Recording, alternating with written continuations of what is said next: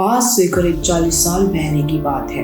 एक गांव में राम नाम का लड़का रहा करता था। कड़ाके की सर्दियां होने की वजह से राम के स्कूलों की छुट्टियां हो गई थी। तो राम अपने पिताजी से बोलते हैं, पिताजी मैं भी आपके साथ आज खेत में मदद करवाने चलूंगा। यह सुनकर राम के पिताजी बहुत खुश हो जाते हैं और बोलते हैं, हाँ बेटा क्यों नहीं। खेत का काम पूरा हो जाने के बाद राम के पिताजी वापस घर चले जाते हैं। पर राम काम करने के बाद वही पेड़ों के नीचे सो जाते हैं। सोते सोते कब में रात हो जाती है, राम को पता ही नहीं चलता। जैसे ही राम की आंखें खुलती हैं, वो देखते हैं चारों तरफ अंधेरा ही अंधेरा है। शाम के 6 बज रहे होते हैं। राम के साथ उनको घर तक पहुंचाने वाला कोई नहीं था, ना ही उनके पास कोई दोस्त था जो उनके साथ चल सके।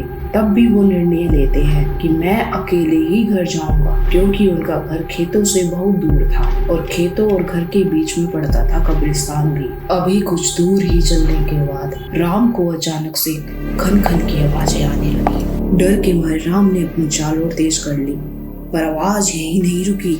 तेज कदमों के साथ आवाज और तेज हो गई। अभी राम कब्रिस्तान के सामने से निकल ही रहे थे। अब उन्हें वो सारी डरावनी कहानी याद आने लगी जो उनके दोस्त उन्हें सुनाया करते थे। डर डर के राम अभी कब्रिस्तान से निकल ही रहे थे। अचानक से वो सामने देखते हैं। उन्हें ऐसा प्रतीत होता है कि सामने से 2 चुड़ैल उनके पास ही आ रही है। अब क्या था, राम की धड़कनें और तेज हो जाती हैं और वो अपने कदमों को और तेज कर लेते हैं। पर खन खन की आवाज अभी भी नहीं रुक रही थी। तेज दौड़ के साथ खन खन की आवाज और भी तेज होने लग गई थी। अचानक से उनका हाथ उनके कुर्ते पर लगता है। जैसे ही वो कुर्ते में अपना हाथ डालते हैं, खन खन की आवाज एकदम रुक जाती है। पता चलता है कि वो तो सिक्के थे। तो राम मन में सोचते हैं, अरे ये तो सिक्के बज रहे थे, मैं भी पागलों की तरह डर रहा था। पर राम सोचते हैं, अच्छा अगर ये सिक्के थे तो कब्रिस्तान में वो जो 2 चुड़ैलें मुझे दिखाई दे रही थी वो कौन थी?